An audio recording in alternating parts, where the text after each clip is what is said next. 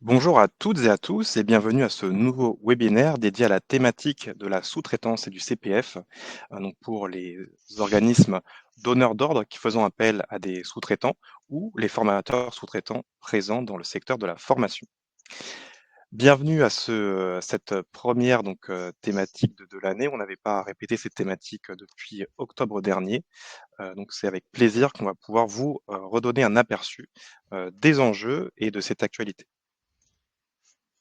Alors pour démarrer, je tiens à m'assurer que la qualité de l'image et du son soit bonne de votre côté. Donc je vous invite à me faire le retour directement dans le chat de la présentation.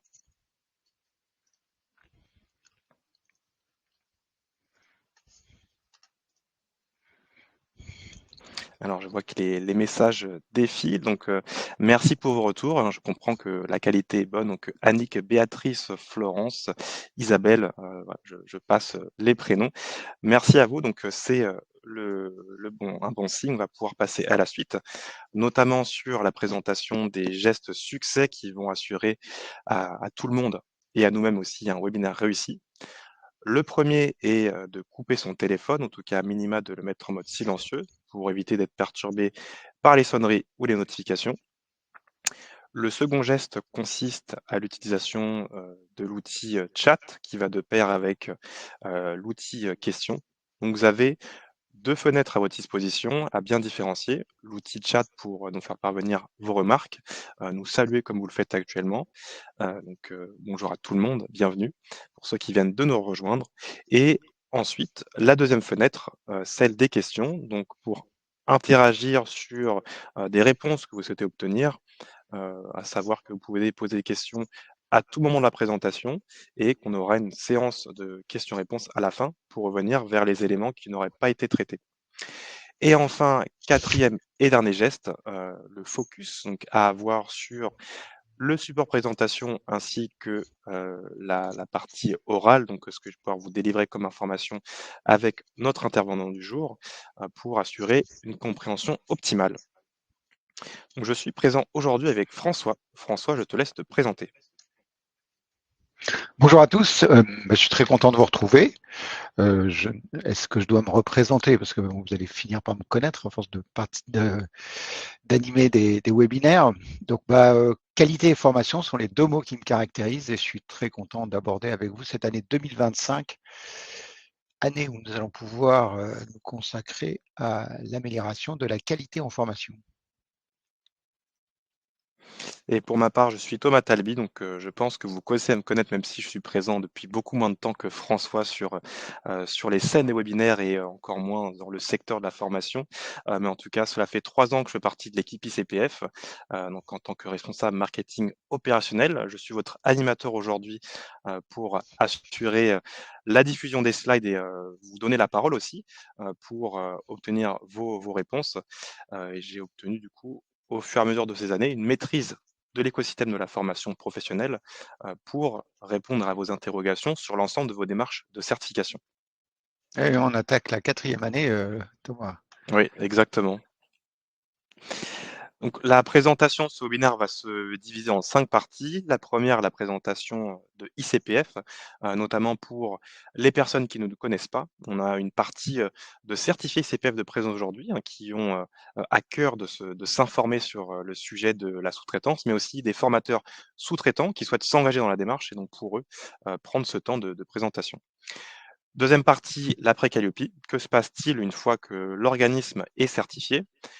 Troisième partie, la thématique de la sous-traitance en formation. Quatrième partie, un point de vue sur la réglementation avec la sous-traitance. Et enfin, comme je vous l'avais indiqué un peu plus tôt, la séance de questions-réponses en temps 5 qui va devoir durer jusqu'à 15h30 maximum pour vous apporter des réponses. Donc pour débuter cette présentation, François, où en sommes-nous aujourd'hui à ICPF? Alors, ICPF, c'est un acteur de longue date de la qualité de la formation. Aujourd'hui, on apporte tout d'abord une compétence technique et une proximité grâce à nos auditeurs salariés et à nos auditeurs sous-traitants. Donc nous, on a surtout des salariés. 16 auditeurs salariés, donc en 2025 on en aura 18 et 90, on devrait atteindre les 100 sous-traitants en 2025. Ça nous permet de couvrir le territoire et d'être à moins de 1h30 de chez vous quand on fait des audits sur site. La compétence technique, elle tient au fait que déjà on a des salariés, on a des auditeurs salariés, ce qui n'est pas le cas de nos confrères, et aussi on est actif que dans le monde de la formation. On ne fait pas autre chose depuis 1995, donc ça va faire 30 ans. Voilà. On va fêter les 30 ans en 2025. Alors, l'autre particularité, c'est la plateforme Noé, donc qui facilite votre démarche de certification et qui nous facilite aussi le travail pour vous retrouver, pour savoir où est votre certificat, où est-ce que vous en êtes, ce que vous devez faire. Et un des éléments de cette plateforme, c'est le service client. Là aussi, ce système nous permet d'enregistrer vos questions et de surtout tracer les réponses qu'on vous donne pour nous améliorer et améliorer votre expérience. Voilà. Enfin, nous sommes numéro 1. On a aujourd'hui environ 7000 certifiés et ce réseau, on organise des événements pour que vous puissiez vous rencontrer, échanger et avancer ensemble. Et d'ailleurs, on fera une pierre deux coups, François, à l'occasion de l'un de nos prochains événements, pour le prochain ICPF Networking qui tombera tout juste sur l'anniversaire, des 30 ans de ICPF. Donc on pourra célébrer, cet événement et faire la rencontre de nouveaux, certifiés et leur permettre aussi, d'élargir leur réseau pour continuer de faire du business. Oui, Thomas, puis aussi, il y a le thème du futur ICPF Networking me semble tout trouvé. C'est les 30 ans d'ICPF, Oui, exactement. qui aura lieu en mars, parce que je crois que la date de création de ICPF, c'est en mars, si mes souvenirs sont à vérifier. Donc au-delà de ces valeurs, François, que tu as présentées, ICPF propose plusieurs offres de certification. Quelles sont celles à retenir, pour faciliter, le développement de l'activité de nos clients? Alors aujourd'hui, on a l'offre Calliope, qui est l'offre, je dirais, saillante, qui est celle sur laquelle 90% de nos ressources sont concentrées. Et on a deux offres en devenir. Donc ICPF Pro, qui est l'offre historique d'ICPF, donc une certification de personne que nous proposons depuis 1995, référentiel qui a bien entendu évolué, et des offres ISO, ISO 9001 et 21001 qui en fait permettent d'aller plus loin dans le domaine de la qualité. En amont de ces offres, on propose des pré-audits, des élaborations, de la planification urgente et le week-end et l'assurance report.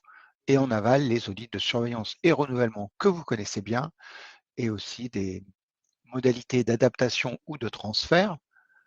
Et enfin, une nouvelle offre, donc sérénité et groupe. Donc sérénité pour ceux d'entre vous, vous avez un certificat Calliope et vous voulez bénéficier de plus de services, vous ne voulez pas avoir de petites factures, vous voulez pouvoir reporter votre audit quand vous voulez, vous voulez un auditeur, un interlocuteur dédié, vous voulez être invité à tous nos événements, quoi qu'il arrive.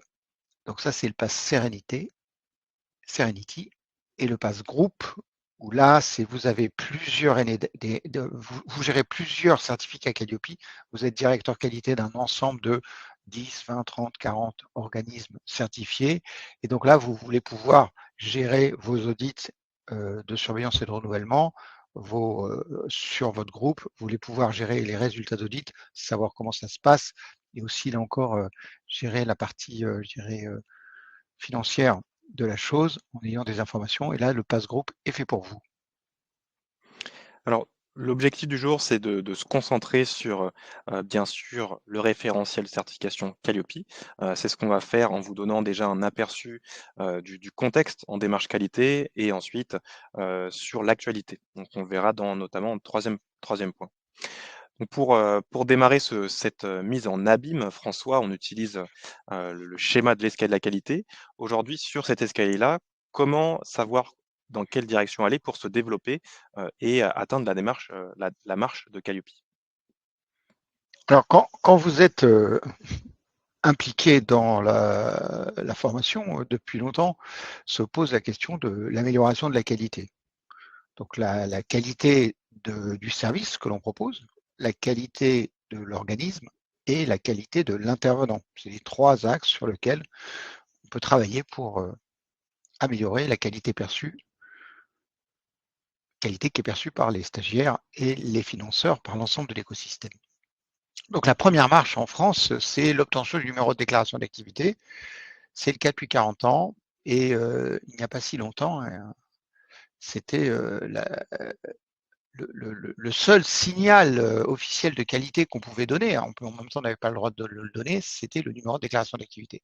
Bon, maintenant, ce numéro reste obligatoire, mais n'est plus mis en avant. Et vous avez maintenant une offre très visible de signes de qualité qui est Calliope. Calliope, c'est très visible. Ça vous permet de faire financer vos actions par les fonds publics ou mutualisés, mais ça vous permet aussi d'envoyer à votre client un signe de qualité. La troisième marche, c'est la marche CPF, c'est-à-dire que vous allez proposer une offre certifiante et les certificats vont être inscrits sur la liste de France Compétences et de ce fait, vous allez pouvoir, si vous êtes habilité, rendre votre offre de formation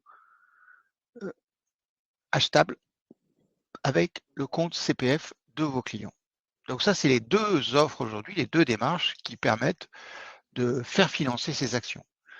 Alors, faire financer ces actions, c'est, comment dire, très intéressant. Alors, bien sûr, vous n'allez pas faire financer, c'est extrêmement rare, toutes vos actions. Voilà, il y en aura une partie qui doit être payée en propre. La démarche volontaire en formation, ça existe aussi. Il y a on ne fait pas tout financer. Après, vous avez, cela étant dit, Calliope, il y a 40 et quelques milliers d'organismes qui l'ont. Ce n'est pas une offre différenciante. C'est une condition nécessaire, mais ce n'est pas une offre différenciante en termes de signe de qualité. C'est pour ça que vous pouvez aujourd'hui vous différencier, et là, la préoccupation se pose au fur et à mesure qu'on avance dans le temps. Soit ICPF Pro pour distinguer, vous distinguez vous en tant qu'intervenant ou distinguer vos intervenants, soit en allant vers l'ISO 9000 ou l'ISO 21001, donc des normes ISO, des certifications ISO, qui vous permet de vous différencier avec une certification en plus et vis-à-vis des personnes qui accordent de l'importance à cette certification. Alors pour rester sur, la thématique de Calliope, et de la sous-traitance surtout, François, quelles sont les récentes recommandations sur lesquelles on peut, s'appuyer, par rapport à des évolutions qu'on pourrait voir prochainement sur le marché? Alors, aujourd'hui, la réflexion s'est portée sur la sous-traitance. La sous-traitance en formation, c'est un phénomène qui était mal perçu, qui n'est pas perçu dans son intégralité par la gouvernance. Je pense que c'est un sujet qui est apparu quand on a vu arriver le CPF. On s'est dit, tiens, mais en fait, on a réalisé qu'un grand nombre d'organismes de formation sous-traitaient. Et ce qui a précipité le fait que l'État décide de légiférer en la matière, c'est le système qui était en place ne posait pas tant de problèmes que ça, ou les problèmes n'étaient pas perçus, mais surtout, il n'y avait pas une perception qu'en fait, une partie très importante des formations sont sous-traitées. Voilà. Donc ça, ce fait-là, on en a pris conscience par le problème sur le CPF et la réflexion s'est étendue à tous les financements, parce qu'il n'y a aucune raison qu'une mesure, il n'y a pas de différence entre des formations financées par le CPF ou des formations vendues en propre ou financées par un OPCO en termes de sous-traitance. Voilà. S'il y a une exigence sur la qualité, la logique voudrait qu'elle s'applique partout. Donc c'est pour ça que l'IGAS, l'Inspection générale des affaires sociales, qui préside à l'élaboration, à la fiabilisation des réformes de la formation professionnelle en France. Donc c'est cet institut qui va donner des repères ou des références qui permettent d'élaborer une réforme, à recommander la généralisation de la certification pour tous les sous-traitants. Donc là, ça demande c'est une réflexion à mener, c'est est-ce que le fait de demander et d'exiger Calliope à un sous-traitant a du sens, et le Parlement a tranché en ce sens. C'est la Caisse des dépôts qui est chargée de mener la première, une sorte d'expérimentation pour voir si ça améliore la qualité, le fait qu'on régule la sous-traitance. Bon, à partir de ce contexte-là, on va rentrer plus en détail dans le sujet de la sous-traitance. D'abord, euh, dans un principe général, François, qu'est-ce que la sous-traitance? Alors, la sous-traitance, vous avez une action de formation qui se caractérise par de l'analyse, analyse de besoins, de la conception, conception d'une action de formation, une réalisation, l'animation, un suivi, hein, et des actions d'évaluation. Donc ça, c'est le processus de formation, les 5 grandes étapes qui caractérisent une action de formation et qui sont, je dirais, décrites à travers le filtre Calliope, mais de toutes les normes de formation professionnelle qui existent, nationales ou internationales. Donc, l'externalisation d'une partie de la prestation, donc soit de l'analyse, soit de la conception, soit de la réalisation, ça devient de la sous-traitance. Il va y avoir un contrat et une rémunération par le biais d'une facture. C'est à contrario du contrat de travail qui est rémunéré via des bulletins de paye. Donc là, sachant qu'en formation, on a ce qu'on appelle des CDD d'usage, c'est-à-dire que si l'organisme est attaché à la convention collective de la formation professionnelle, elle peut faire des CDD d'usage de quelques heures, de quelques jours, pour gérer les interventions ponctuelles. La prestation de formation est réalisée sous la responsabilité du donneur d'ordre, et le recours à la sous-traitance peut être expressément agréé par le client final. Alors, si je dis ça, c'est parce qu'en fait, un des problèmes qu'il y a en sous-traitance de la formation, c'est qu'elle est cachée par le donneur d'ordre. En fait, le donneur d'ordre présente les formateurs, présente les intervenants comme étant ses collaborateurs, et donc le client ne sait pas, le stagiaire ne sait pas que c'est un sous-traitant. Alors, dans certains cas, il peut y avoir un agrément express. Et ensuite, on a des situations plus particulières en formation. Selon quel modèle la sous-traitance en formation peut se présenter aujourd'hui? Alors, le donneur d'ordre est un prestataire d'action de formation, donc il fait de la formation, c'est un centre d'apprentissage, il fait du bilan de compétences ou de la VAE. Il utilise un contrat de prestation avec le sous-traitant pour faire réaliser la prestation, donc il a un prestataire de bilan de compétences et il émet une commande et il reçoit une facture. Donc là, on est dans le mode de gestion classique des formations en France. Alors pour le sous-traitant, il y a 3 situations possibles. Le sous-traitant est un OPAC avec NDA et l'intervenant est salarié, auto-entrepreneur ou dirigeant de cet OPAC. Le sous-traitant est en portage salarial, et donc la société de portage salarial dispose d'un numéro de déclaration d'activité, elle est certifiée Calliope ou non, et l'intervenant est donc assimilé comme un salarié, mais le sous-traitant, c'est la société de portage salarial. Enfin, en 3, il y a ce qu'on appelle improprement le portage Calliope. Alors, on a mis c'est une pratique dont ne veut pas, qu'on veut éviter. C'est-à-dire que le sous-traitant est une société de portage Calliope et elle établit à la demande une facture et l'intervenant, en fait, est un sous-traitant. Donc là, on a une sous-traitance, un début de cascade. Donc c'est une cascade puisqu'il y a 2 entreprises. En fait, il y a le donneur d'ordre et 2 niveaux de sous-traitance. Et c'est là où on a vu des abus, parce qu'en fait, des sociétés qui se créent, voilà, et qui sont actives pendant 18 mois et qui disparaissent et qui sont en fait recréées pour éviter tout contrôle et toute régulation par, c'est des sociétés qui disparaissent au fur et à mesure. Donc le donneur d'ordre n'a pas la solidité attendue et n'a pas la pérennité attendue pour permettre un financement durable et fiable.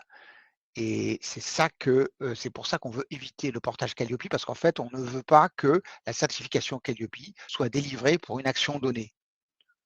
Voilà, il faut que ce soit clair. C'est pour ça que le portage Calliope est à éviter, et ce décret vise à éliminer le portage Calliope. C'est dans le discours de la députée rapporteure du projet.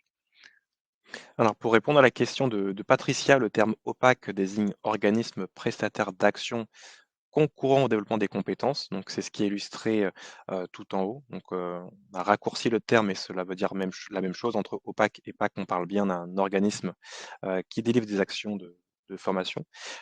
Et donc, vous retrouvez soit les actions de formation, les bilans de compétences, la VE ou la formation par apprentissage. Alors, Oui, tout est question de vocabulaire en formation. Donc là, le terme opaque, en fait, c'est le terme qui est dans la réforme, c'est le terme consacré par la réforme. Dans la réforme, on a voulu passer de formation à action de montée en compétences, voilà, pour dire que c'est le stagiaire qui monte en compétences. Donc on centre la formation sur l'apprenant.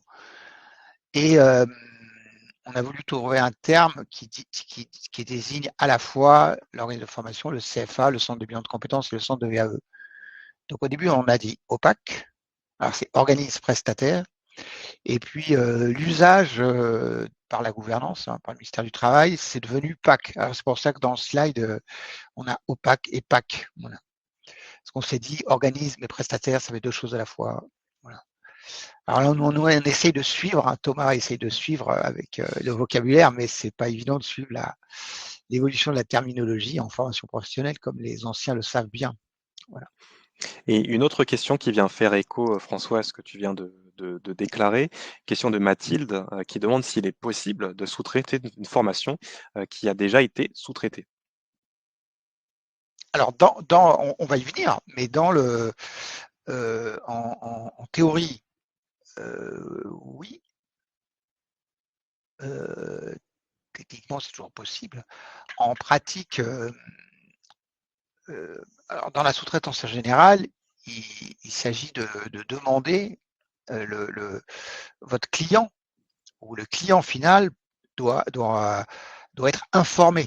Dans certains cas, dans certains contrats de prestation, c'est obligatoire d'informer. Donc, c'est un peu comme la sous-location. Dans le bail, la sous-location est interdite. Donc là, dans certains contrats, le premier donneur d'ordre et le client final, ils ont signé un contrat dans lequel la sous-traitance est interdite. Voilà.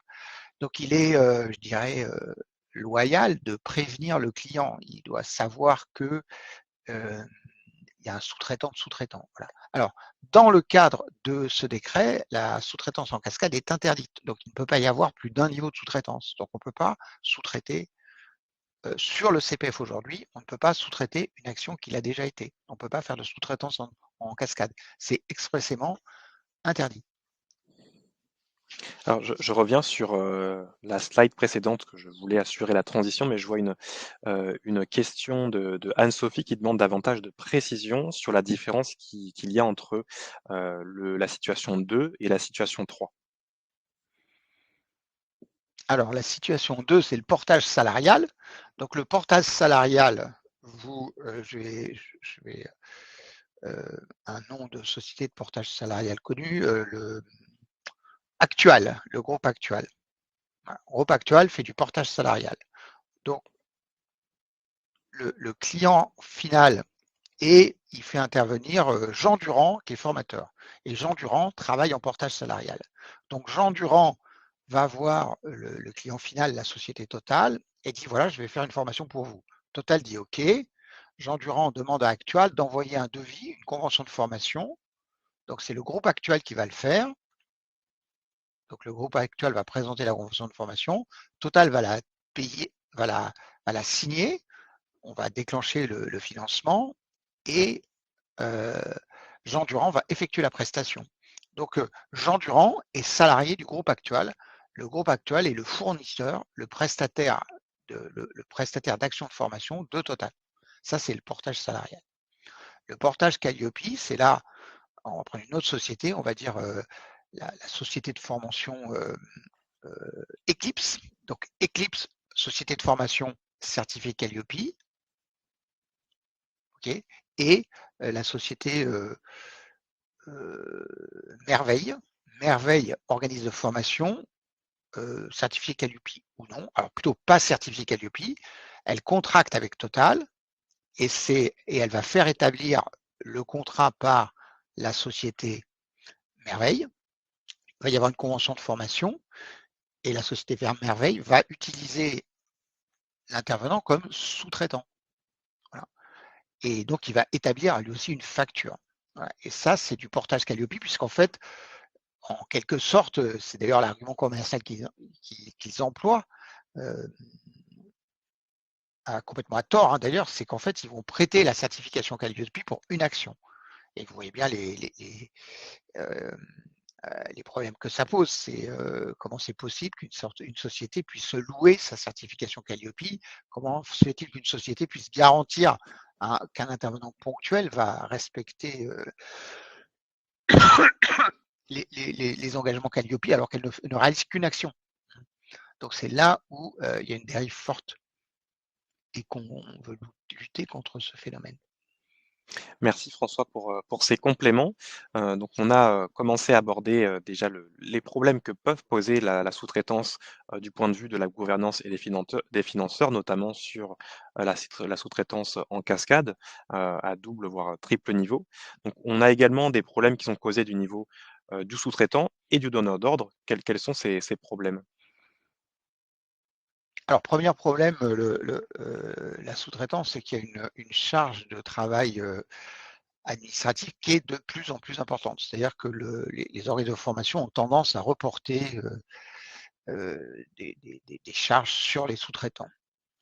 Ensuite, la rentabilité perçue de l'activité est faible, les tarifs sont bas, et donc la sous-traitance, ça permet de se lancer, ça permet d'équilibrer son budget, mais si on ne fait que ça, que de la sous-traitance en formation, c'est faiblement rentable. Troisième problème, la demande est discontinue. C'est-à-dire que vous, en tant que sous-traitant, vous allez travailler si votre donneur d'ordre a du travail. S'il a des contrats longs, des prestations extrêmement régulières sur toute l'année, il aurait tout intérêt à recourir à un salarié. Donc là, il y a une demande discontinue avec toujours un risque de ne pas être reconduit d'une saison sur l'autre. Voilà. Enfin, quoi qu'on en dise, dans la réalité, euh, c'est pas si simple que ça d'avoir plusieurs commanditaires. Et c'est un peu une illusion de penser qu'on va avoir, on a un sous-traitant, on a un contrat avec un centre de formation et on se dit tiens, je vais en avoir un autre, je vais en avoir 10 et comme ça c'est équilibré. Et en fait, le premier contrat, il est bon, c'est déjà pas facile, mais vous pouvez l'avoir. Mais après, le deuxième contrat, il va se faire en fonction des contraintes que vous impose le premier et ainsi de suite. Donc, c'est le, si vous avez, vous dites, voilà, pour équilibrer mon budget, il faut que je fasse 15 jours de formation par an, ben, c'est le 12e, le 13e, le 14e jour qui vont être compliqués à avoir de manière durable parce que vous devez gérer toutes les contraintes que vous imposent vos premiers clients. Donc, ce n'est pas évident quand on travaille comme ça. Les demandes arrivent en même temps, c'est difficile de satisfaire tout le monde. Et donc, on voit que la plupart des sous-traitants, en fait, ils ont un commanditaire central, je veux dire, et deux ou trois autres où c'est plutôt ponctuel. Voilà, mais c'est vraiment un grand coup de chance quand vous avez 4 prestataires et qui vous remplissent votre planning tous les ans sur une durée longue. Voilà. Et enfin, le sous-traitant, il a de la difficulté à assurer la qualité de la prestation, la qualité perçue par les stagiaires, puisque la partie analyse du besoin ne dépend pas de lui. Donc, quand il voit arriver le stagiaire, bah, le besoin il est déjà défini. La partie, comment dire, conception de l'offre ou de l'ensemble de l'offre, elle n'est pas faite par lui, elle est parfois pas coordonnée de manière cohérente. Donc assurer la qualité, c'est une gageure pour le formateur qui est souvent mis en position de consultant formateur, c'est-à-dire que il arrive sur la scène, il commence son spectacle et il voit là le public qui n'est pas dans l'état d'esprit qu'il pensait que le public aurait, et donc il doit s'adapter aux demandes particulières des stagiaires tout au long de la formation pour compenser les défauts qui ont été créés en amont en termes d'analyse de besoins. Donc c'est pas si simple d'assurer la qualité. Enfin, pour la gouvernance, comme je le disais en introduction, les formes de sous-traitance qu'on voit aujourd'hui ne sont pas celles qui sont attendues.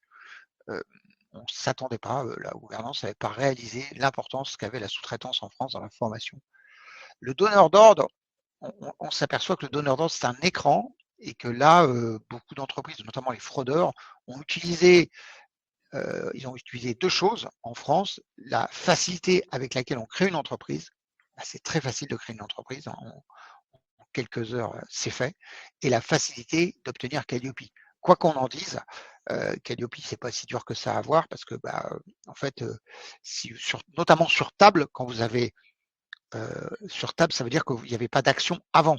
Et donc, alors après, ça a été renforcé puisqu'on a renforcé les audits de surveillance, etc.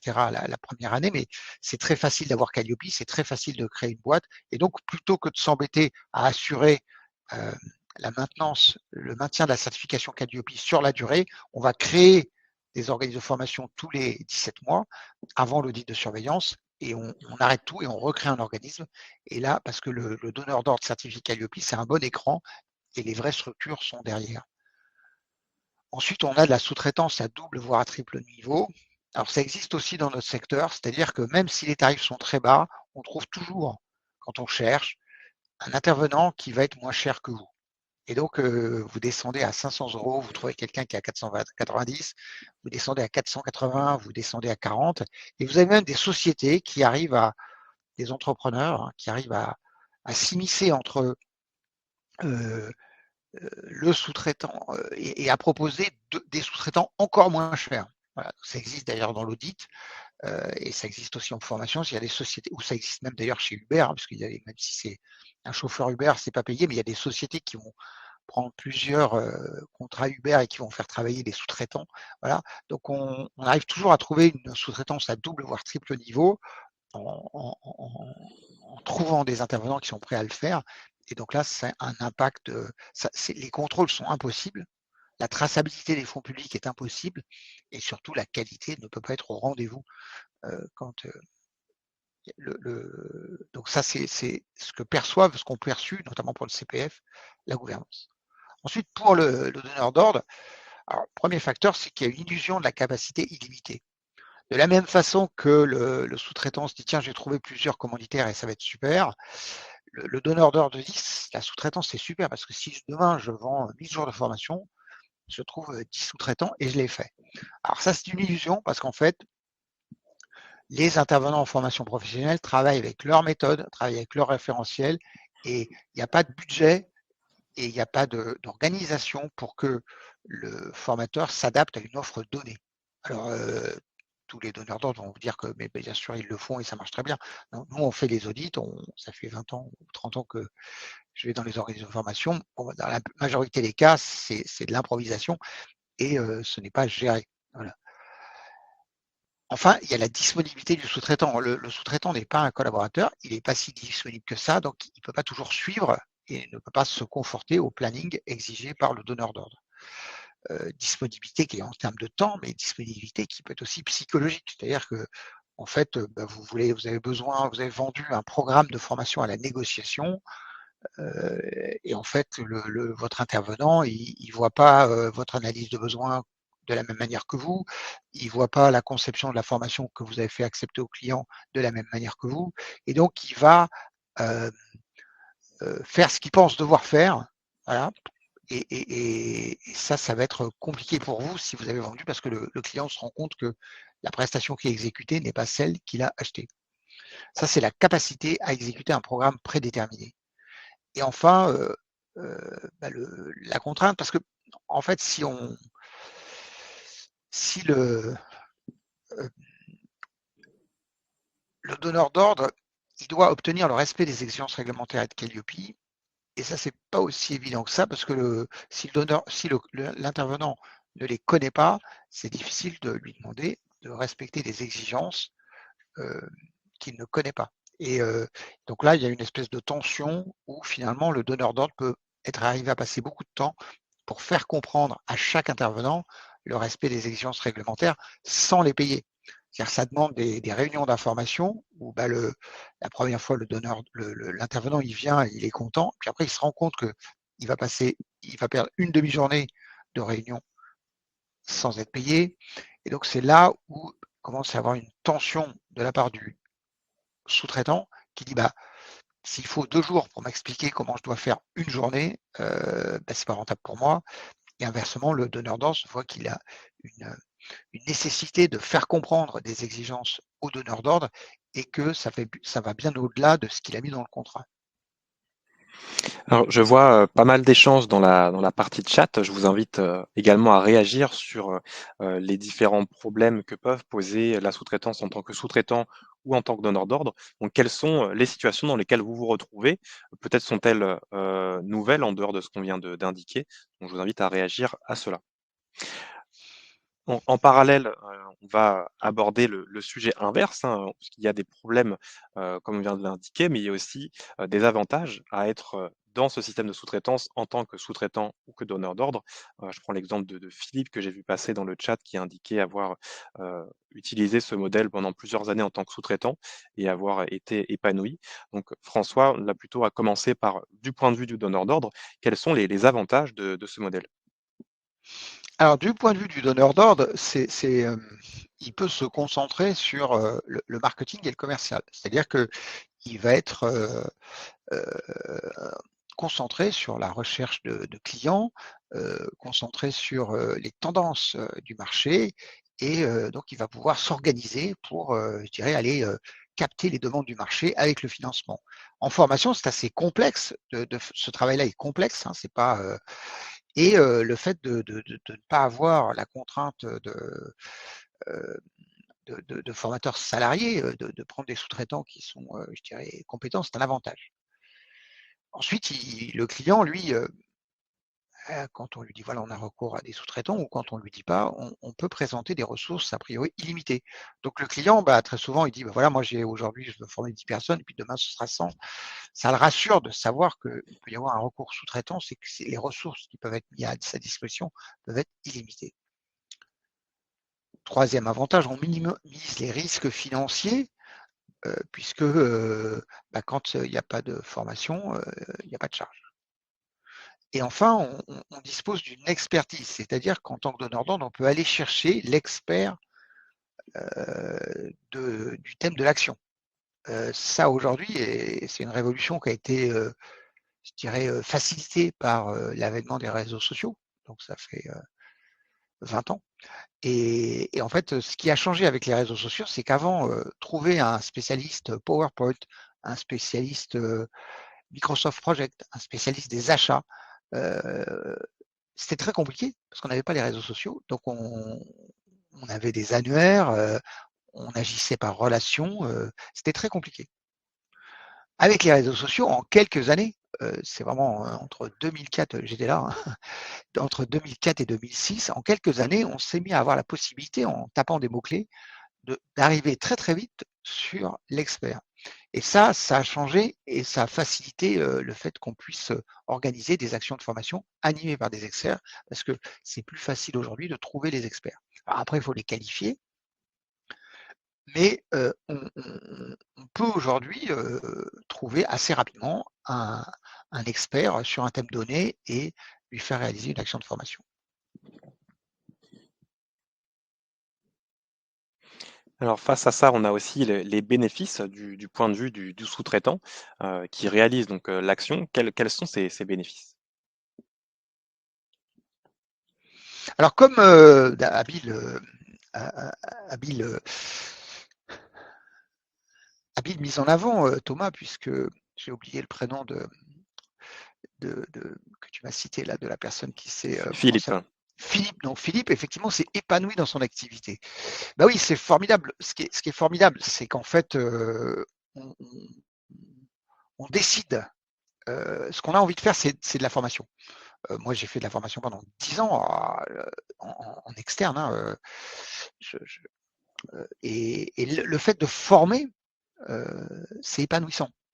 Enfin, pour moi, hein, et certainement pour Philippe. C'est vrai que le fait d'avoir une action de formation à mener, c'est le bonheur. On arrive à 8h30, on prépare sa salle, on reçoit les stagiaires à partir de 8h45, on commence la discussion, après on enchaîne les étapes, on déroule un référentiel qu'on connaît, qu'on pratique depuis des années, on est dans notre savoir-faire, on a des échanges enrichissants, on fait des exercices. À 17h, on voit arriver la fin de la formation avec bonheur, on voit les personnes, les stagiaires s'épanouir, sourire, certains qui sont motivés, certains qui sont pas contents.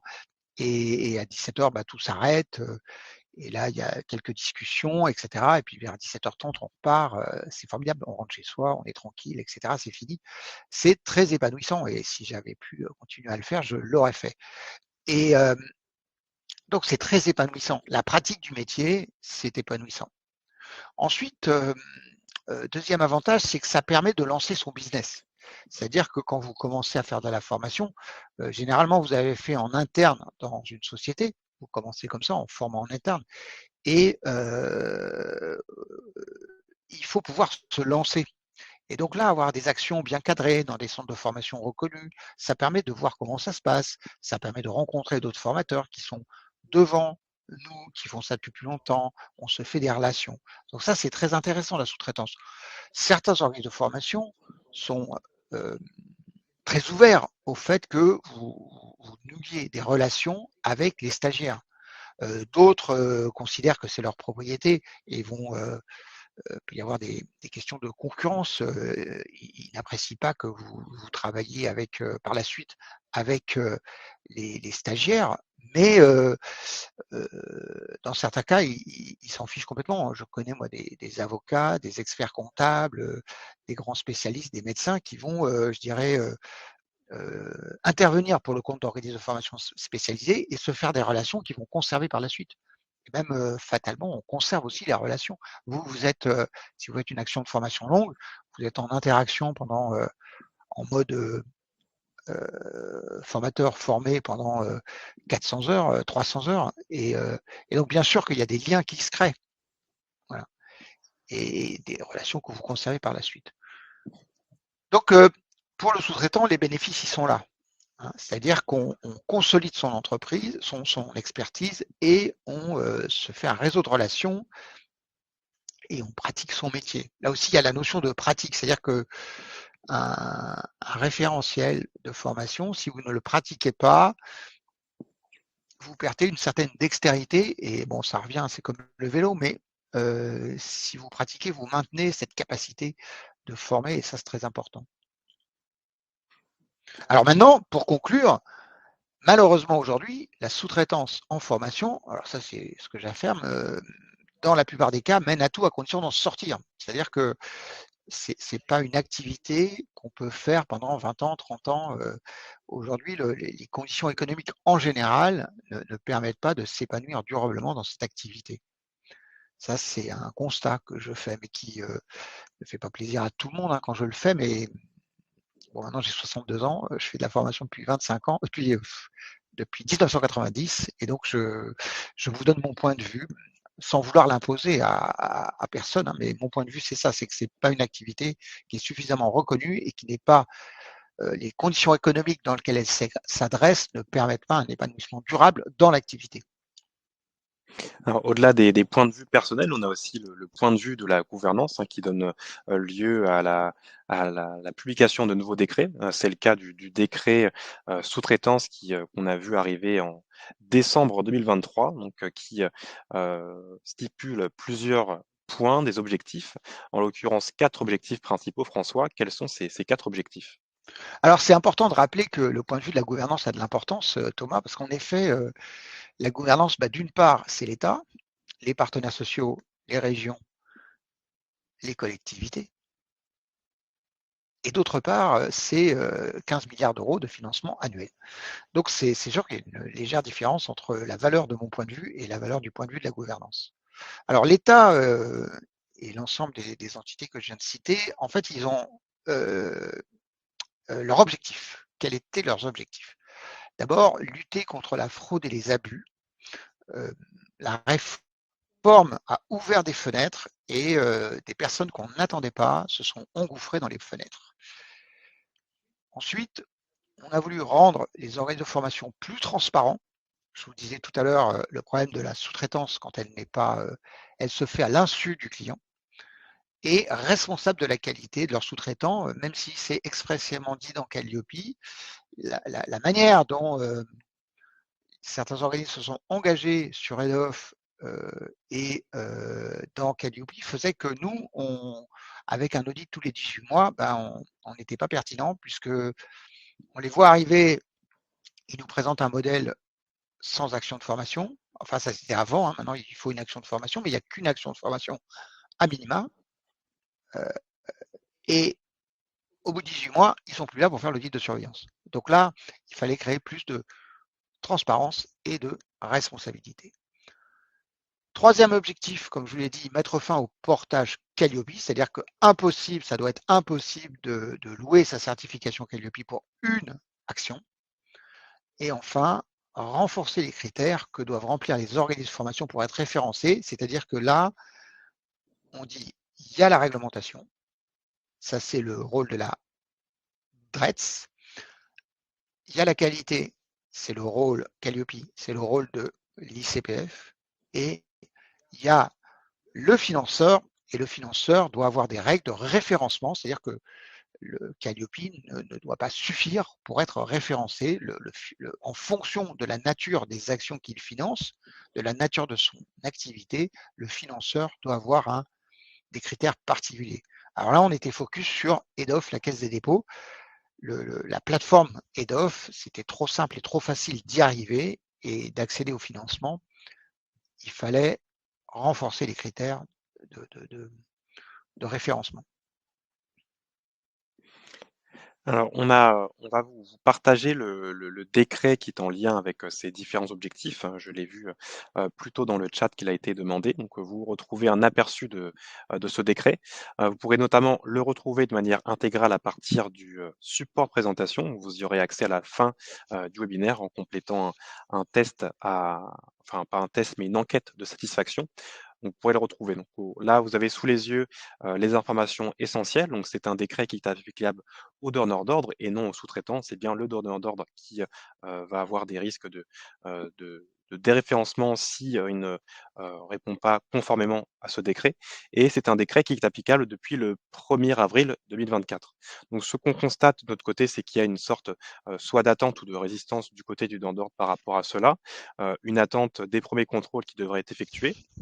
Alors ce que l'on sait, en tout cas ce qui a été indiqué par, la gouvernance lors d'un événement ICPF Networking, c'est que les contrôles liés à ce décret débuteraient en janvier 2025.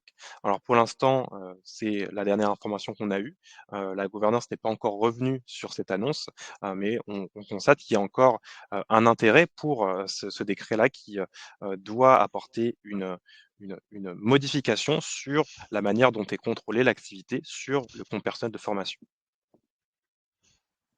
Donc, vous pourrez trouver le lien du décret directement sur le support et pour les personnes qui souhaitent y accéder dès maintenant, alors je demande à Lucas qui est présent dans la partie modération de notre côté, hein, qui n'est pas à la caméra mais qui pourra vous le partager directement pour y accéder. Donc au-delà des objectifs, François, quelles sont les mesures que prend ce décret et qui doit impliquer une modification de la manière de faire du côté des donneurs d'ordre dans la sous-traitance de leurs actions? Alors, j'ai vu une question en ce sens sur le contrat de sous-traitance.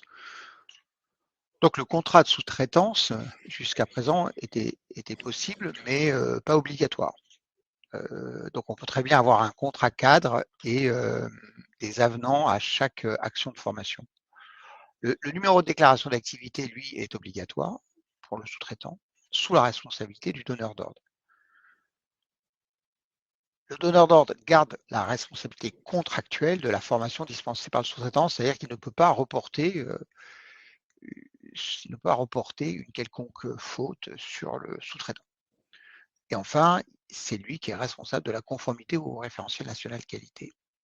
Alors, pour les actions CPF, pour les organismes de formation qui sont référencés sur EDOF, depuis le 1er avril, le contrat de sous-traitance est obligatoire avec 6 modalités spécifiques, donc la mission, le contenu et la sanction quel type de titre on va obtenir à la fin de la formation, les moyens et les conditions de réalisation de suivi, la durée, la période de réalisation et le montant. Donc, il peut y avoir un contrat cadre et ensuite un avenant qui précise à chaque action, mais ces documents sont obligatoires.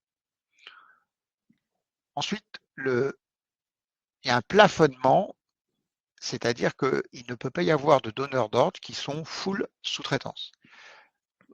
20% de l'activité doit être fait à minima en propre. Et ça, c'est vérifiable avec le BPF.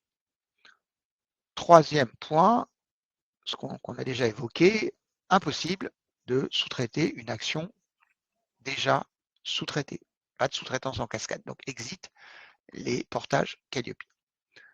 Et enfin, l'obligation de certification Calliope pour le sous-traitant.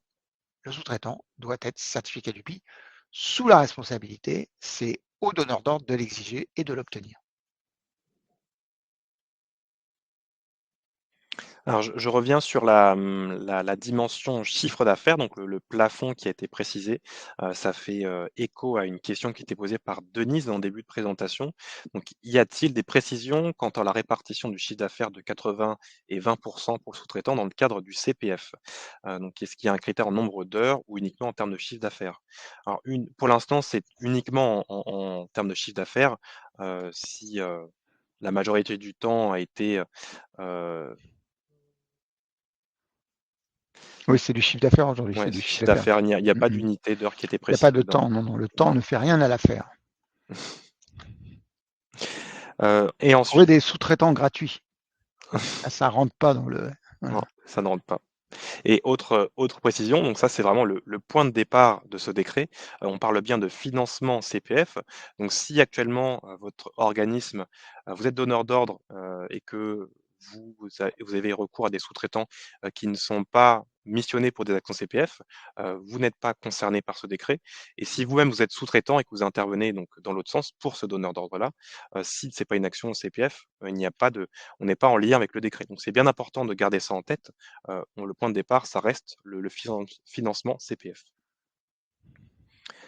Donc on va d'ailleurs illustrer, la situation par, un autre schéma, qui est le suivant. Donc, comment reconnaître si un sous-traitant est, concerné par le décret ou non et comment savoir si le donneur d'ordre l'est?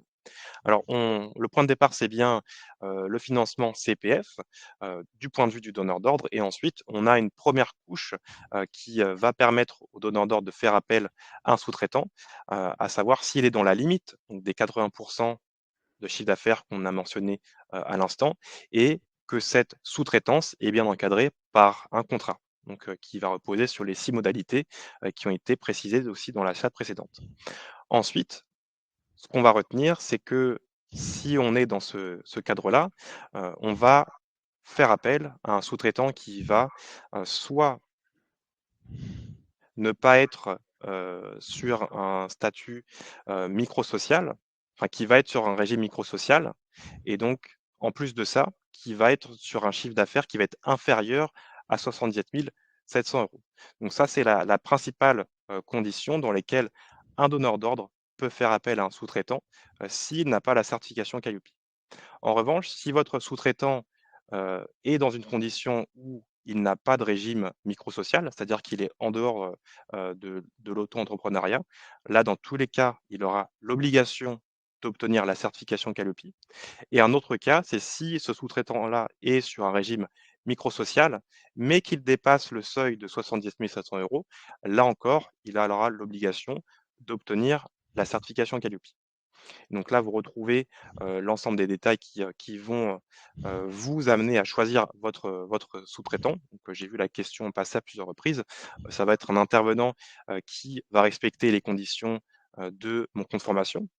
C'est un sous-traitant qui ne va pas sous-traiter à son tour la formation. C'est un sous-traitant qui sera détenteur d'un numéro de déclaration d'activité et un sous-traitant qui sera aussi habilité, par le certificateur professionnel. François, as-tu des commentaires, concernant cette slide où on peut, aborder la suivante? Le commentaire que je ferais, c'est que ça me paraît complètement, ça me paraît inadapté. Voilà, ce qui était inadapté, c'est qu'on demande on impose à un formateur qui a créé son entreprise, qui fait un certain chiffre d'affaires, on lui impose des contraintes qu'on n'impose pas au nom de la qualité, qu'on n'impose pas et de l'absence de fraude qu'on n'impose pas à un micro-entrepreneur. Donc, quelque part,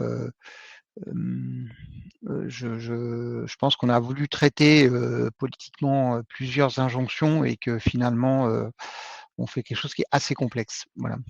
En voulant traiter le cas des formateurs débutants, voilà, puisque les auto-entrepreneurs, c'est des débutants, ceux qui arrivent, le cas le cas de la fraude et le cas de la qualité. Alors, je vais prendre plusieurs questions pour répondre à ce que j'avais vu passer au début, qui me semblait essentiel avant de passer à la suite. Une question de Marie qui indique, donc je représente pardon, un organisme de formation certifié Calliope. Nous allons avoir besoin de faire appel à des sous-traitants pour renforcer notre offre de formation. Quelles sont nos obligations vis-à-vis des sous-traitants pour maintenir notre certification? Donc, c'est la question qui a été la plus votée avec 9 votes dans la partie question. Alors, en fait, il y a deux enjeux. Il y a la certification, qui est une chose, et le référencement auprès du financeur, qu'en est une autre. Donc, ce qui est en jeu, c'est le référencement auprès des DOF. Ensuite, alors qu'est-ce qui peut impacter la certification? Ce qui peut impacter la certification, c'est que vous perdiez votre NDA parce qu'il y a un contrôle et que ce contrôle met en évidence de la adresse et ce contrôle met en évidence que vous faites travailler de manière comment dire, significative des sous-traitants qui n'ont pas de numéro de déclaration d'activité. Donc là, vous allez perdre votre NDA et votre certificat Calliope va être suspendu. Ou votre NDA va être suspendu et de fait, votre certification Calliope va être suspendue. Donc aujourd'hui, ce qu'il faut mettre en place, c'est un référencement interne de vos sous-traitants qui exige qu'ils aient un NDA à jour. Alors ça, c'est un usage aujourd'hui qui est, je dirais, acquis, qui n'était pas du tout il y a 5 ou 6 ans. Et maintenant, c'est acquis. Bon, il y a encore quelques consultants qui veulent faire de la pub ou quelques avocats en mal de clients qui disent que c'est pas obligatoire, mais en fait, bon, 80, dans 80% des cas, maintenant, les organismes de formation ont une procédure et ce point-là est géré. C'est une procédure de référencement, tu n'as pas de NDA, on ne te référence pas, etc. La même chose que le sous-traitant doit payer l'URSSAF, etc. Bon. Après, il y a le fait que le référencement est d'off. Et là, aujourd'hui, ce qu'il faut mettre en place, c'est le fait que le sous-traitant, s'il a une certaine taille, soit certifié Calliope. Alors là, c'est plus compliqué parce que jusqu'à présent, le donneur d'ordre, en fait, en règle générale, hein, je vous parle d'une vue sur 130 000 numéros de déclaration d'activité, 130 000 organismes de formation. Hein, il y a bien sûr des cas particuliers, mais le problème aujourd'hui, le fonctionnement général du marché, c'est que le donneur d'ordre, implicitement, il disait aux sous-traitants, je m'occupe de Calliope, tu vas travailler, tu t'occupes pas de Calliope. Donc maintenant, il est obligé de lui dire le contraire de ce qu'il lui disait, c'est-à-dire je m'occupe plus de Calliope, c'est toi qui vas l'avoir. Alors, nous, quand on fait des audits ICPF, on ne vérifie pas si le sous-traitant il a Calliope ou pas. Enfin, si vous nous le dites, ça montre que vous allez dans le sens de la qualité, et donc c'est un plus, ça conforte la satisfaction de l'indicateur vis-à-vis de la sous-traitance, c'est une preuve.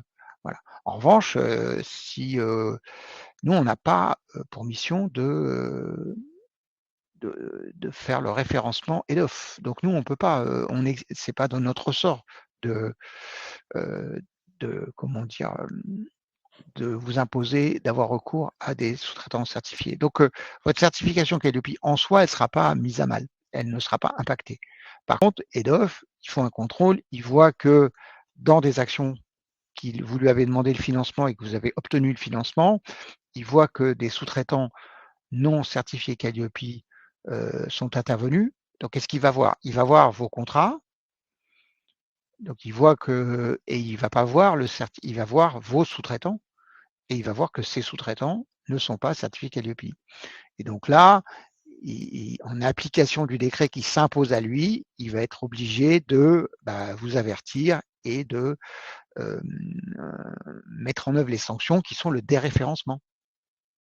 C'est ça qui va, c'est votre référencement qui va être mis à mal. C'est-à-dire que vos clients ne pourront plus acheter vos actions sur la plateforme EDOF, vous n'y serez plus. Et, et donc, il faut s'organiser pour que vos sous-traitants soient certifiés Calliope. Et c'est ça qui est l'enjeu de 2024 et 2029 et qui n'est pas évident à mettre en œuvre parce que, vous voyez, c'était pas dans les usages jusqu'à présent des organismes de formation. Une autre question posée par Patricia.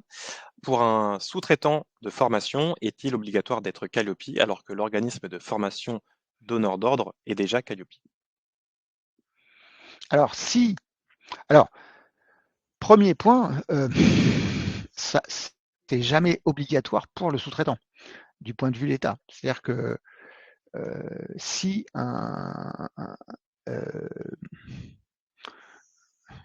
si vous faites si vous faites des actions de formation pour le compte d'un donneur d'ordre, vous n'êtes pas certifié Calliope, ces actions sont sur EDOF, vous n'aurez pas de problème. Celui qui va avoir des problèmes, c'est le donneur d'ordre. L'obligation, elle est au donneur d'ordre. Donc, c'est au donneur d'ordre de vous dire que vous devez avoir Calliope. À la limite, si vous ne dit rien, il ne vous dit rien. C'est pas à vous vous voyez, vous n'allez pas. Ce que vous pouvez faire, ce que vous pouvez faire vis-à-vis de vos donneurs d'ordre, c'est de dire moi j'ai Calliope. Vous lui envoyez votre certificat Calliope pour lui montrer que certains, en fait, c'est le phénomène, c'est un phénomène de sélection, c'est un phénomène que nous on connaît bien en certification qualité. Si vous mettez, c'est un phénomène qu'on connaît bien dans les écoles, les centres de formation quand il y a plusieurs stagiaires. Si vous mettez le niveau d'exigence trop haut, personne n'a le diplôme.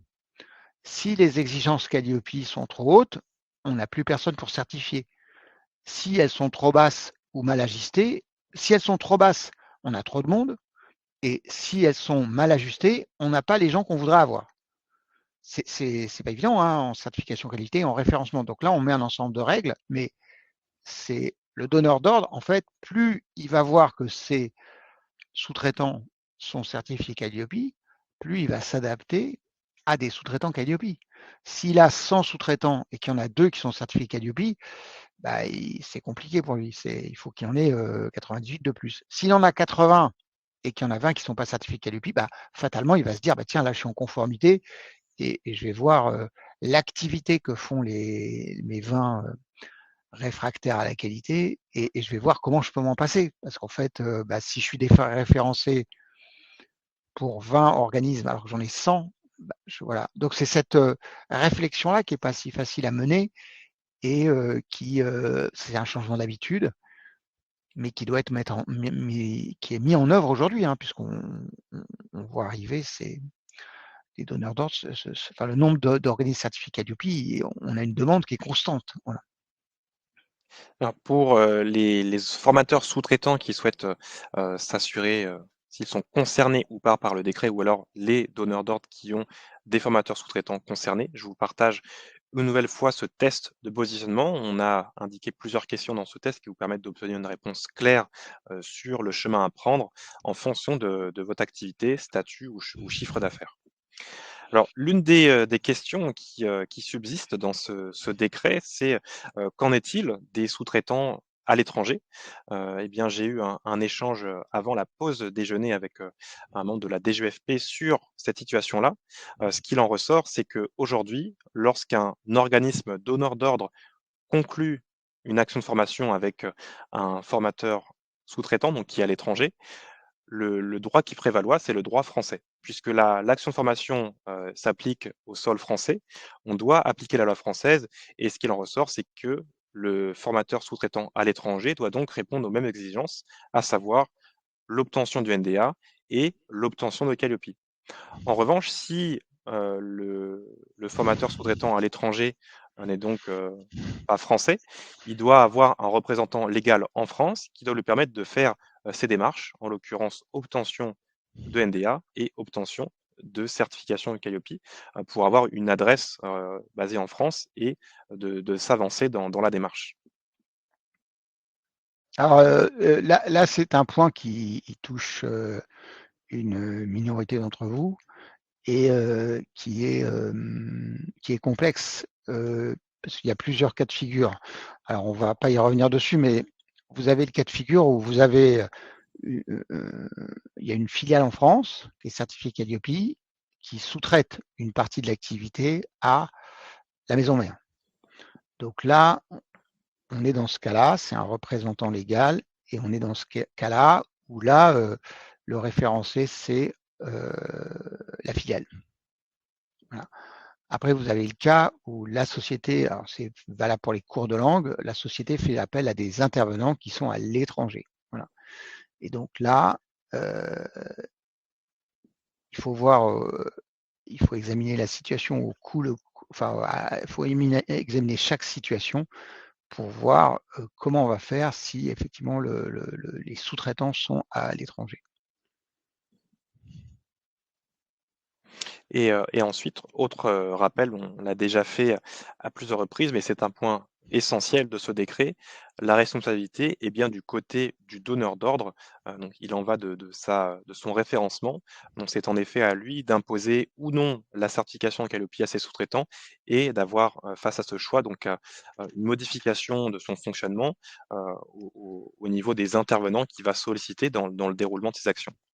Et face à ça, donc le risque est d'avoir un déréférencement de la plateforme EDOF jusqu'à 6 mois, qui va du coup impacter le chiffre d'affaires et bien entendu les actions qui vont être référencées sur cette plateforme. Du point de vue de ces différentes exigences, on a identifié pour le sous-traitant environ 6 solutions, en tout cas direction à prendre pour maintenir son activité ou non hein, dans le secteur. Donc, quelles sont ces 6 solutions, François? Alors, Pardon, c'est 4. c'est J'ai vu. la fin du webinaire. Thomas a une autonomie d'1 heure et là, ça fait 1h09. Donc, Voilà, voilà. je Alors, me plug comme on avait vu hier. obtenir Calliope, c'est bon, l'avantage, si vous souhaitez. En fait, vous avez des facteurs de mécontentement et des facteurs de satisfaction, et c'est pas les mêmes. Donc en fait, quand on impose à quelqu'un quelque chose, il va être mécontent. Il va être mécontent parce que ça a un coût et c'est du travail. Donc le fait d'imposer Calliope, ça génère du mécontentement. Le fait de l'avoir génère de la satisfaction et de l'épanouissement. Alors, pas pour tout le monde, bien sûr, parce que s'il y en a, ils étaient tellement mécontents qu'ils ne voient même pas qu'ils sont contents, mais on va changer en quelque sorte de point de vue. Et si on change de point de vue, si on opère un recadrage de sens, on va avoir une opinion, on va se dire, tiens, Calliope me permet de valoriser mon activité, Calliope me permet de valoriser mon organisme, Calliope m'apporte des opportunités d'affaires. Et finalement, Calliope, c'est pas si cher que ça. Donc le coût de Calliope, en fait, une fois qu'on l'a, c'est de l'ordre de 60 cas par mois, 50-60 cas par mois. On va voir les budgets après. Si vous avez une activité, vous allez facturer entre 5 et 10 000 euros par mois, c'est pas une dépense significative susceptible de mettre à mal votre budget. Le travail, il y a un travail à faire au début, mais qui est un travail qui existe depuis toujours, hein. C'est de mettre en place un organisme de formation, mettre en place des actions conformes avec un référentiel qualité. Aujourd'hui, si vous ne pouvez les actions de formation ne peuvent pas être faites autrement qu'en conformité avec le référentiel Calliope. Donc, d'une manière ou de l'autre, si vous voulez faire de la formation, il faut le faire en conformité à Calliope, directement ou indirectement. Alors après, c'est l'autre solution, la stratégie, c'est d'accepter de travailler en CDD. Alors moi, je parle de mon expérience personnelle, mais qui est sortie de la formation il y a longtemps, mais ça m'est arrivé, il y a certains organismes de formation m'ont imposé de travailler en CDD. Et déjà, je n'étais pas très content parce qu'en fait, ils payent des charges pour moi, ils cotisent à la retraite pour moi. Et en fait,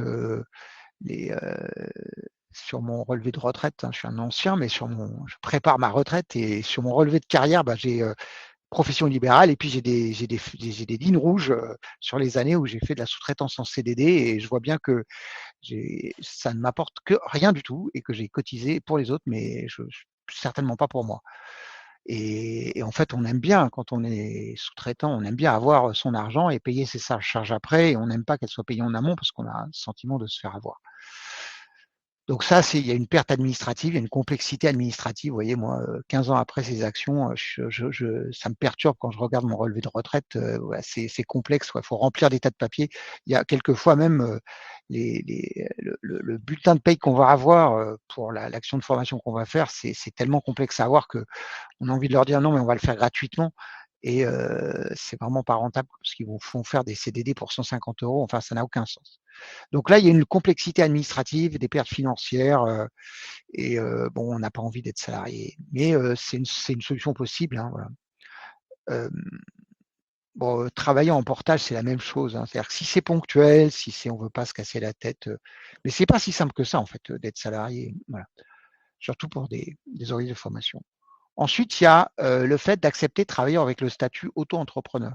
Donc là, je vais être concret, ça je l'ai vu, c'est-à-dire j'ai certains, moi je l'ai jamais fait, mais certains collègues sont patrons de leur organisme de formation, ils ont 10-15 salariés, et puis il y a un certain nombre de missions parce que ils ne voulaient pas facturer sur leur organisme, c'était une formation d'une nature complètement différente. Ils ont pris un statut auto-entrepreneur. Du coup, ils avaient les deux statuts. Bon, l'avantage, c'est la conformité. Hein. L'inconvénient, c'est que vous avez des limites de CA. Là aussi, si vous travaillez déjà par ailleurs, on rentre dans une espèce de statut avec des formalités administratives. Et surtout, on repousse une échéance à 2-3 ans. Vous voyez, donc on recrée une entreprise. Donc en fait, tout va tomber dans 2-3 ans. Au bout de 2-3 ans, les charges tombent, etc. Donc au début, nous, on le voit avec nos auditeurs, nos jeunes auditeurs qui se disent je suis auto-entrepreneur, c'est très bien. Et ils confondent le montant à facturer avec le salaire net. C'est-à-dire qu'ils se disent regarde, je facture 500 €, c'est 500 € de revenus net. Non, c'est 500 € qui sont sur ton compte, mais sur ces 500 €, tu devras payer des charges dans 2 ans ou dans 3 ans. Alors, je sais pas, les jeunes, ils vivent au jour le jour, hein, mais certains, voilà. Mais ils se rendent pas compte. Alors après, au bout de 2-3 ans, on les voit, les charges sont tombées, donc là, on rentre dans le système normal et on finit par arriver à un système où 100 € facturés, c'est 50 € de revenus nets et encore. Voilà. Alors enfin, il y a s'engager dans la qualité.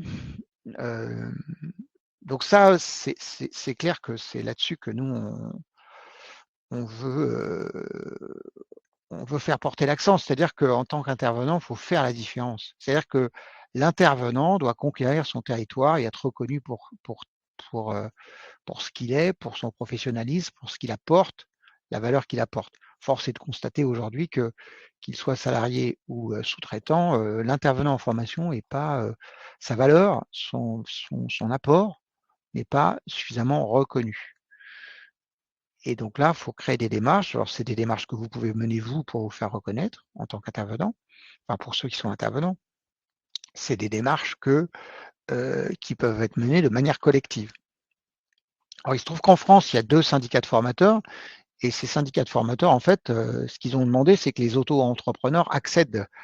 C'est eux qui ont demandé à ce que les auto-entrepreneurs soient dispensés de Calliope.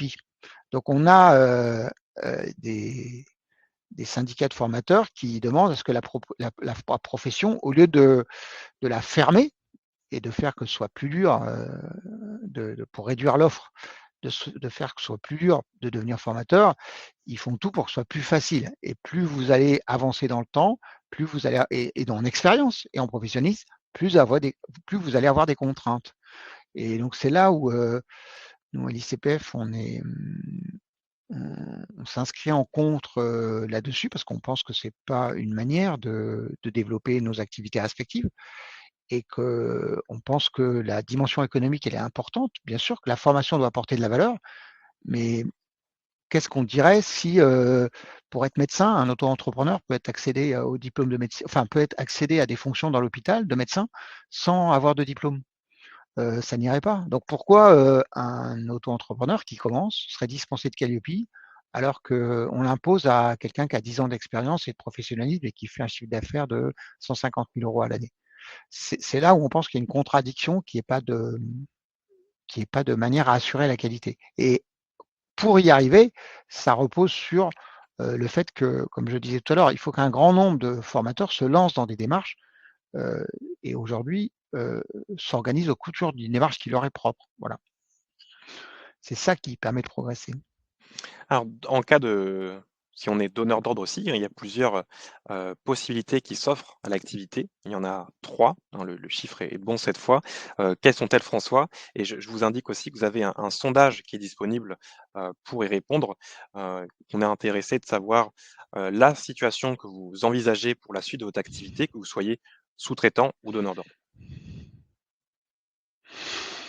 Alors, le sujet des conditions réglementaires de référencement des sous-traitants, a commencé à se poser il y a environ 7 ans quand les DRETS se sont mis à contrôler les organismes de formation sur le fait que les sous-traitants aient un numéro de déclaration d'activité ou pas.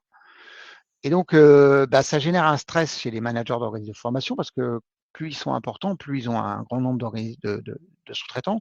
Donc, vous avez des groupes de formation, ils ont 7000 sous-traitants. Donc, quand vous avez une épée de Damoclès à 4 500 euros d'amende par sous-traitant qui n'a pas de numéro de déclaration d'activité, vous multipliez par 7000, vous voyez l'enjeu.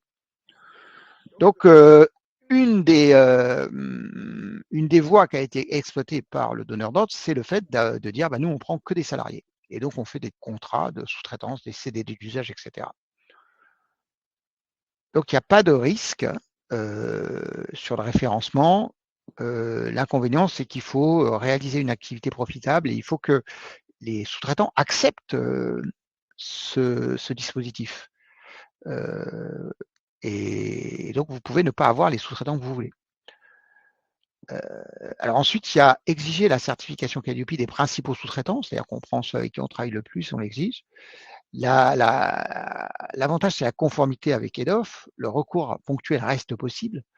L'inconvénient, c'est que, alors pour certains, hein, l'engagement il soit partiel, c'est-à-dire que vous n'arrivez pas à engager tous les sous-traitants dont vous avez besoin. Et après, il y a toujours ce risque de court-circuit pour certains organismes, c'est-à-dire le donneur, le sous-traitant qui est certifié Calliope, il peut peut-être plus facilement, c'est la peur que certains ont, il peut peut-être plus facilement aller travailler en direct avec vos clients. Et il peut aussi, la certification Calliope lui donne des ailes, et donc il va développer une clientèle ailleurs, en direct, et il va plus vouloir travailler pour vous. Il va sortir de votre territoire et de votre espace de contrôle, on va dire. Voilà, il devient indépendant, il s'émancipe. Voilà. Et donc ça, c'est un des freins qui peut jouer. Voilà. Alors après, il y a attendre, ce qui est la spécialité du monde de la formation et de la gouvernance en France. Hein, donc on attend.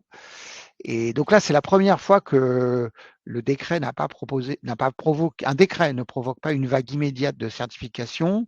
Et donc là, visiblement, le marché attend les contrôles pour voir comment ça se passe.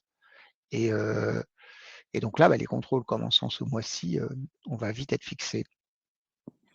Alors sur les résultats qu'on a pu obtenir dans le sondage, vous avez encore la possibilité d'y répondre.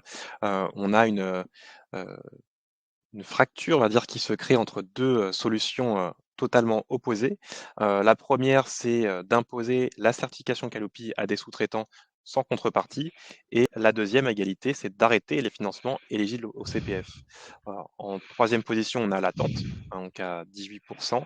Et enfin, obtenir Calliope à 17% pour les sous-traitants concernés par cette réglementation.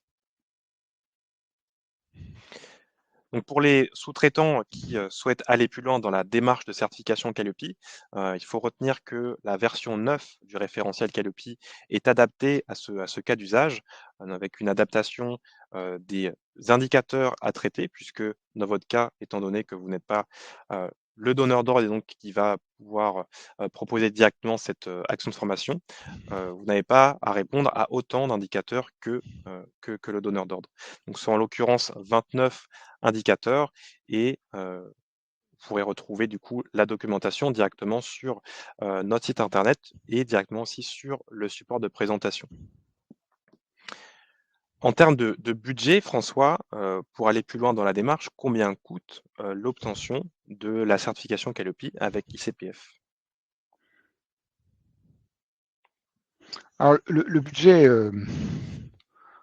on dit le plus fréquent, hein, donc le budget initial, c'est 1 190 €.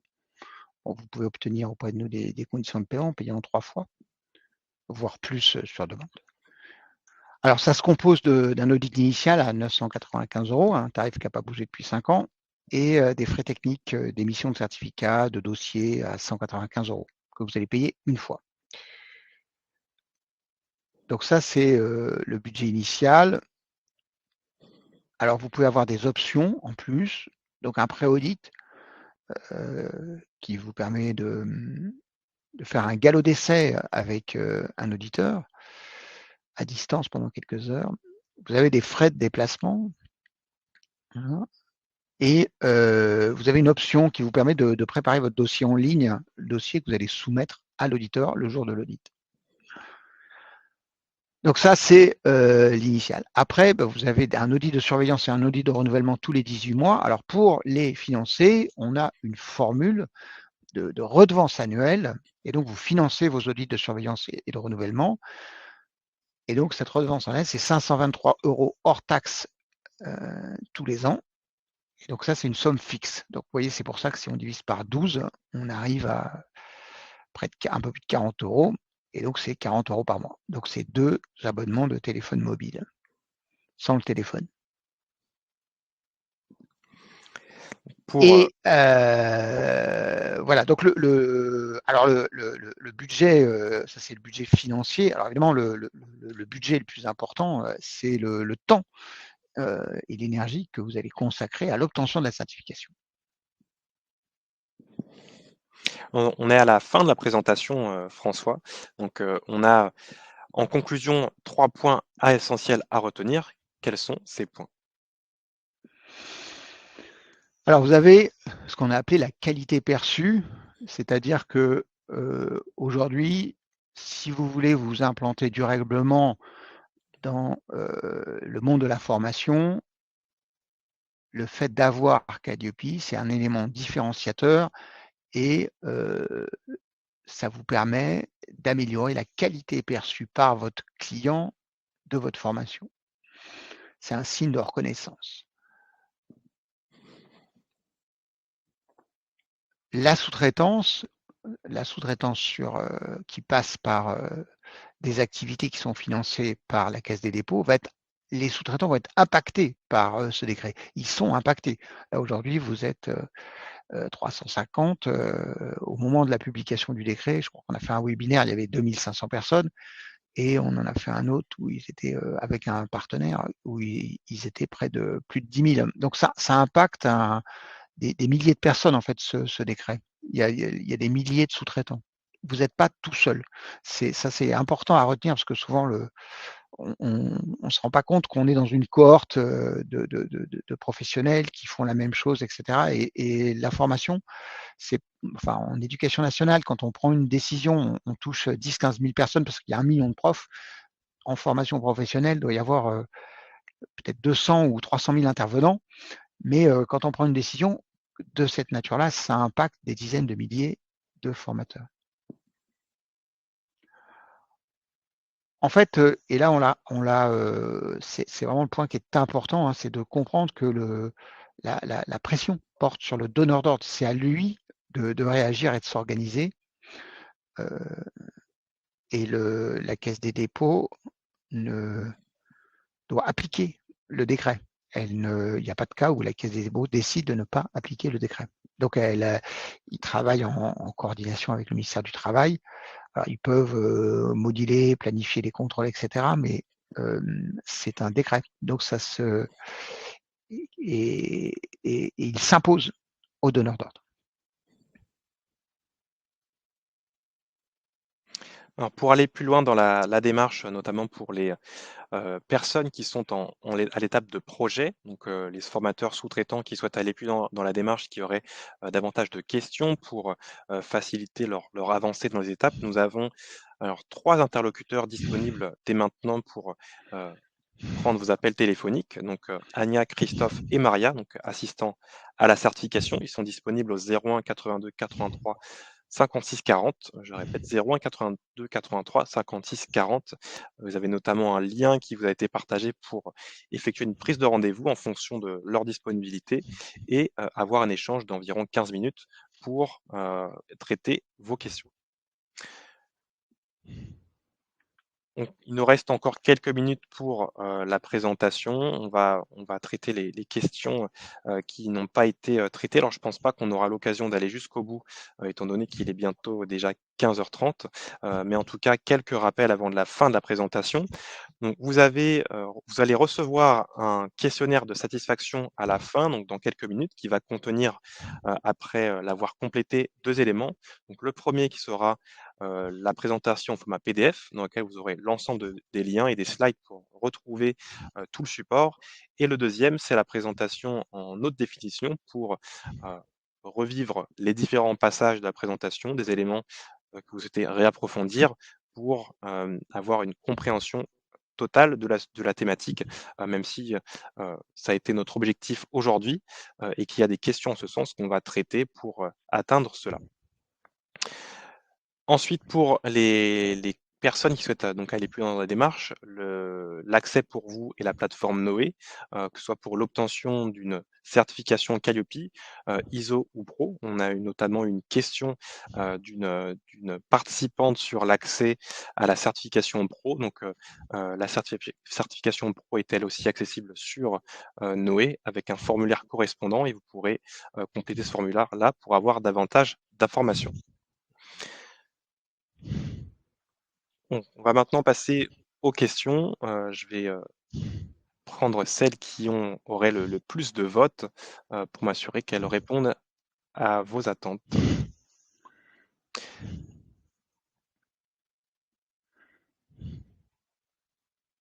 Alors, une question de Sébastien. Je suis auto-entrepreneur. Mon chiffre d'affaires peut être au-delà de 100 000 euros, mais mon chiffre d'affaires est lié à la prestation de formation est en dessous. Calliope ou pas? Alors, la réponse est oui, puisque lorsqu'on évalue le chiffre d'affaires, on va prendre le chiffre d'affaires global. En fait, c'est un chiffre d'affaires qui va vous demander de passer ou non sur un statut différent que l'auto-entreprise, puisque au niveau légal, une fois qu'on dépasse le seuil de 77 700 euros, on doit changer de statut. Et donc là, en l'occurrence, vous allez devoir changer de statut, vu que ce chiffre d'affaires est supérieur, et donc obtenir la certification. Ouais, ce qu'il faut voir, c'est qu'en fait, c'est la démonstration que vous êtes dans les clous ou pas, vous devez la faire au donneur d'ordre. Puisque c'est le donneur d'ordre qui devra apporter la preuve que votre chiffre d'affaires ne dépasse pas le seuil. Voilà. Donc là, le fait de rentrer dans des considérations, oui, mais le chiffre d'affaires que je fais, etc., ce ne sera pas facile de démontrer. Donc, c'est pour ça que ce qui va être pris en compte, c'est le chiffre d'affaires global. Voilà, parce qu'on va pas. On est le cas d'un contrôle, donc on regarde les chiffres. Voilà. Alors, question de Florence, pour une action de formation non financée par le CPF, mon sous-traitant doit-il avoir un NDA obligatoirement? La réponse est oui. Vous avez l'information notamment dans le guide à l'usage des organismes de formation que vous retrouverez sur Internet. C'est un fichier en PDF, notamment à la page 12, si je ne me trompe pas, dans ce document-là.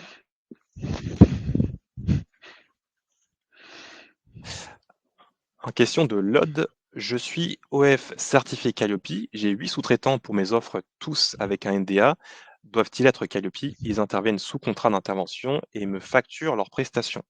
Alors, pour savoir si ces 8 sont concernés, vous allez devoir vous poser la question déjà du type de financement, si on est bien sur du CPF, et ensuite du régime de ces sous-traitants, donc micro-social ou pas, et ensuite chiffre d'affaires. Donc, pour faciliter ce travail-là, vous pouvez nous contacter ou remplir le test de positionnement qu'on a partagé un peu plus tôt.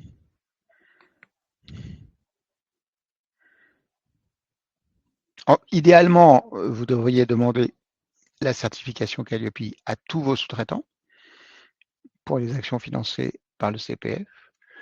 Et ceux qui vous disent je ne l'ai pas, c'est là où vous entamez une procédure pour, ils vous apportent la preuve qu'ils sont soit auto-entrepreneurs et qui réalisent un chiffre d'affaires inférieur à 77 000 euros. Et cette preuve, il faudra leur demander tous les ans.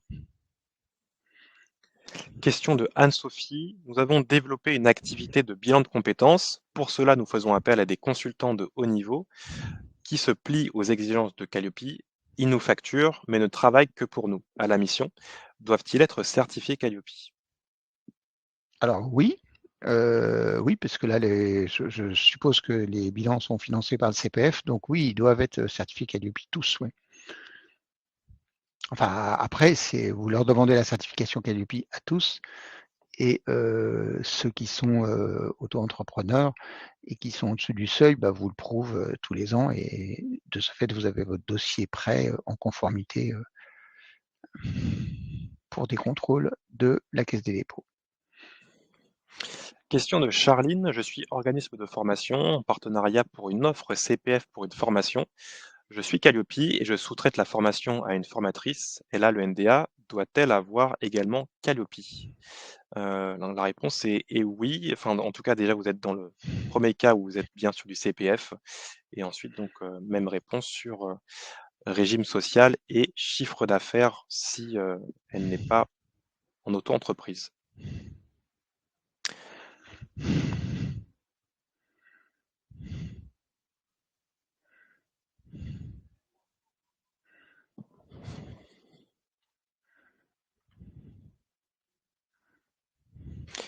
Alors, je suis à la recherche de questions qu'on n'aurait pas traitées, puisqu'il y en a souvent qui sont répétées sous plusieurs formes, donc dans votre situation précise, mais je les ai déjà traitées.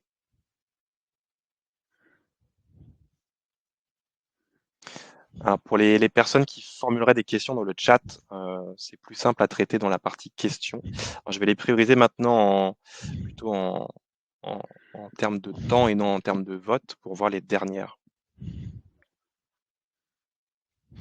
En question de Thierry, quels sont les régimes sociaux précisément qui imposent aux sous-traitants d'être Calliope?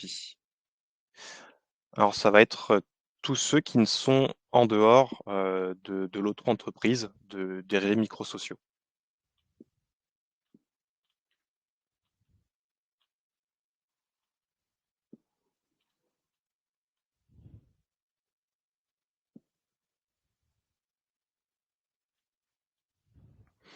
Une question concernant comment calculer les 80, les 80 à 20%.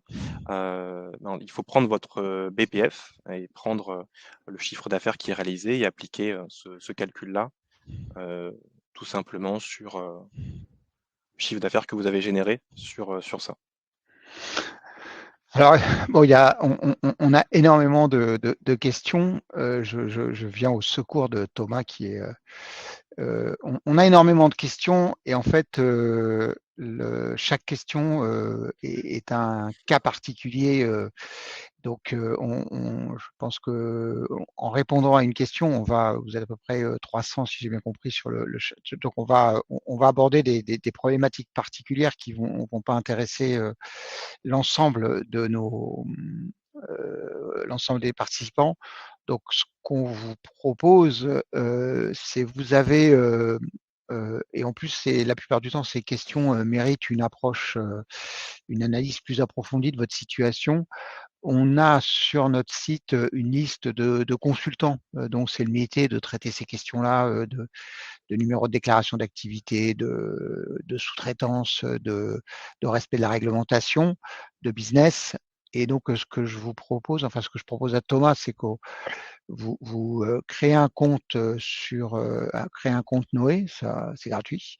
Et de là, vous allez accéder à la liste de ces consultants. Et pour ceux qui considèrent que c'est important, vous pourrez leur poser la question et échanger avec eux, voir si ça mérite un approfondissement payant.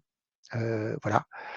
Ensuite, on a sur la réglementation, vous avez le guide des organismes de formation donc qui traite toutes les questions de réglementation. C'est là que vous allez trouver, comme l'a dit Thomas tout à l'heure, les obligations en ce qui concerne la sous-traitance actuelle, le fait qu'il faut avoir un NDA.